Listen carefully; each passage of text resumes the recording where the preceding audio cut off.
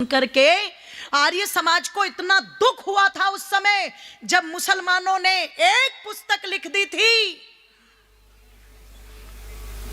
छलिया कृष्ण, नचकैया कृष्ण, पुराणों का कृष्ण। जब ये लिख दी थी ना चरित्रहीन कृष्ण, तो कोई शंकराचार्य कोई भागवताचार्य जवाब देने नहीं आया था। और धड़ल्ले से वो पुस्तक बिक रही थी, धड़ल्ले से मुसलमान उस पुस्तक को बेच रहे थे, जिसमें भागवत से पढ़ पढ़ करके कृष्ण की वो बातें जो मंच से कहीं नहीं जा सकती। स्वामी शिवानंद जी एक बात कहा करते, वो बातें इतनी भद्दी हैं, मैं उनका ही वाक्य ले लेती हूँ कि एक पत्नी अपनी पति को नहीं सुना सकती और पति अपनी पत्नी को नहीं सुना सकता। इतनी अश्लीलता उन बातों के अंदर। उस ग्रंथ में से तुम्हारी वही बातें निकाल करके उन्होंने अलग से एक पुस्तक तैयार की और बांट दी पूरे उसके अंदर। ये पढ़ो तुम्हारा कृष्ण, ये पढ़ो तुम्हारा कृष्ण। नाचता था गोपियों के साथ, रासलीला रचाता था, कुब्जा तक को नहीं छोड़ा। बलात्कारी कृष्ण, ये कृष्ण, वो कृष्ण। जब मुसलमानों ने ऐसी पुस्तक लिख दी, किसी ने जवाब नहीं दिया। तब आर्य जगत के एक बहुत बड़े विद्वान थे पंडित चमुपति एम.ए. उनके हाथ में जब वो पुस्तक आई, अपनी तालियां बचा करके रखना, अभी बजाना मत। जब उन्होंने वो पुस्तक लिख दी, रंगीला, वो बलात्कारी या कृष्ण के नाम से जो भी पुस्तक थी, उनकी पुराणों से बातों को लेके, और किसी ने उत्तर नहीं दिया। तो जो लोग कहते ना आर्य समाज मानता नहीं, इतना दुख आर्य समाज को हुआ कि आर्य समाज के एक विद्वान पंडित चमुपति एम.ए. उन्होंने तुरंत एक पुस्तक लिख दी, तुम हमारे कृष्ण पर उंगली उठाते हो, पहले अपने गिरेबान में झांक करके देखो। जिनके घर शीशों के होते हैं वो दूसरों पर पत्थर, तुम अपने गिरेबान में झांक के देखो। और जो नूपुर शर्मा ने अब बात कही है ना, वो बात उस समय बोली थी, ध्यान रखना। चमुपति एम.ए. ने एक पुस्तक लिखी, रंगीला रसूल। पहले अपने कृष्ण के इन रंगीले रसूलों को देखो, जो 40 साल की विधवा को नहीं छोड़ते और 9 साल की एक लड़की को नहीं छोड़ते। ध्यान रखना, पहले इन्हें देखो, अपने गिरेबान में झांको पहले। और जब रंगीला रसूल लिख दी तो उसे कोई छापने को तैयार नहीं हुआ। जो हिंदू तिलक लगा के चलते ना, लंबे लंबे पोत लेंगे, बिल्कुल माथे भी ऐसे पीले पीले, और बैठ जाएंगे बाल खोल करके और बनेंगे बड़े आचार्य, और जबरदस्ती घुसाते हैं भागवत में राधा को। तभी तो देखो ना, अपने ही लोगों ने मुंह पीट के रख दिया भरी सभा के अंदर। बोले तुम अर्थ कर रहे हो? सोचो, अब जरा विचार करो, जो पीले पीले माथे लेकर के बैठे हुए बड़े बड़े, छापने को तैयार नहीं हुए। तब एक महाशय राजपाल जी थे, जिनकी प्रेस चलती थी, उनसे चमुपति एम.ए. जी ने बात की कि ये पुस्तक मैं छपवाना चाहता हूं। राजपाल जी ने कहा कोई दिक्कत नहीं, मैं छापूंगा, और मैं आपका नाम भी नहीं दूंगा आचार्य जी।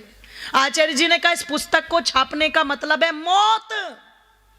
तो राजपाल जी ने कहा मौत तो आनी है, अब 15 दिन में आ जाए, या 15 साल बाद आ जाए, या 50 साल बाद आ जाए, बूढ़ा होके जर्जर होकर के खांस खांस के मरूंगा, ऐसी मौत का क्या करना। पर अगर अपनी संस्कृति के लिए अपनी शहादत दे दी तो वो मौत मेरे लिए गौरवमयी मौत होगी, मुझे इस बात की लेश मात्र भी कोई चिंता नहीं है। उनकी प्रेस ने वो पुस्तक छापी, उसका परिणाम ये हुआ, पुस्तक धड़ल्ले से जब बाजार में बिकनी शुरू हुई तो महाशय राजपाल जी को छुरा घोंप घोंप करके मार दिया गया। आप कहते हो आर्य समाज नहीं मानता, आज तक आर्य समाज ने कोई मंदिर नहीं तोड़ा, आर्य समाज ने कोई मूर्ति नहीं तोड़ी, पर जहां मंदिर टूटे, मूर्तियां टूटी, आर्य समाज अपनी कुर्बानी देने जरूर पहुंचा। वहां पर अपनी कुर्बानी दी जाकर के। वहां पर हैदराबाद निजाम ने ताले लगा दिए तो आर्य समाज तुड़वाने के लिए ताले पहुंच गया, अपनी कुर्बानियां दी वहां पर। और जब हैदराबाद निजाम ने घुटने टेके तो उस समय कहा था आप तो बुत परस्ती को मानते भी नहीं, फिर आप क्यों आ गए। तब नारायण स्वामी जी ने कहा था हम भले ही मूर्ति के सामने दीपक घुमाते ना हो, पर वो मूर्तियां हमारे आदर्शों की, हम उन्हें अपना आदर्श मानते हैं, और जो उन पर दीपक घुमाते हुए हमारे भाई हैं, हम और हमारे भाई कैंची की तरह आपस में कितने भी लड़े कोई दिक्कत नहीं, पर सुनो अगर कोई तीसरा बीच में आएगा ना तो हम काटे बिना छोड़ेंगे नहीं, इस बात को ध्यान रखना। तुम ये बात कह दी थी, आप आर्य समाज को दोष दे रहे हो मातो। दिक्कत ये हो गई, आज दिन में आचार्य जी एक बात कह रहे थे ना, नकली वाली बात कह रहे थे ना कि नकली चीजें हजम नहीं होती, बोलते हैं ना। एक बात बता दूं तुम्हें, आज नकली चीजें ज्यादा हजम हो रही हैं। बिना पानी का दूध पीने को दे दो शहर वालों को, दस्त लग जाते उन्हें तुरंत। क्यों? उन्हें पानी वाले दूध की, जोर से बोलो, तुम उन्हें बाजरे की रोटी खिला दो, ठीक है, हजम नहीं होगी उन्हें बिल्कुल भी, है ना। और आशीर्वाद आटा चाहे उसमें गोबर पीस के आ रहा हो, वो उन्हें तुरंत हजम हो जाएगा। आज लोगों को नकली चीजों की आदत पड़ गई, तुम्हें नकली बातों की आदत पड़ गई, तुम्हें नकली सिद्धांतों की आदत पड़ गई।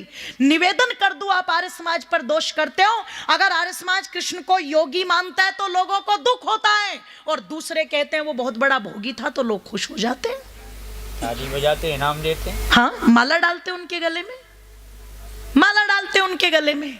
तो आप सोचो, और इतनी सभाओं में जाकर के अगर हम बोलते हैं तो मैं निवेदन कर दूं, उस समय तो कहेंगे जी बहुत अच्छा बोला, बहुत अच्छा बोला। अरे अच्छा बोलने का मतलब तालियां बजवाने आए हैं क्या हम यहाँ पर? हम यहाँ तालियां बजवाने नहीं आए, हम यहाँ पर आपको जगाने आए हैं। मैं कहती हूँ तुम दूसरों की बात छोड़ो और तुम अपने से ये संकल्प ले लो कि आज के बाद हम कृष्ण के गीत गाएंगे, पर रुक्मणी के साथ गाएंगे, हम राधा के साथ नहीं गाएंगे। मैं कहती हूँ यहीं से सुधार की प्रक्रिया शुरू हो जाएगी।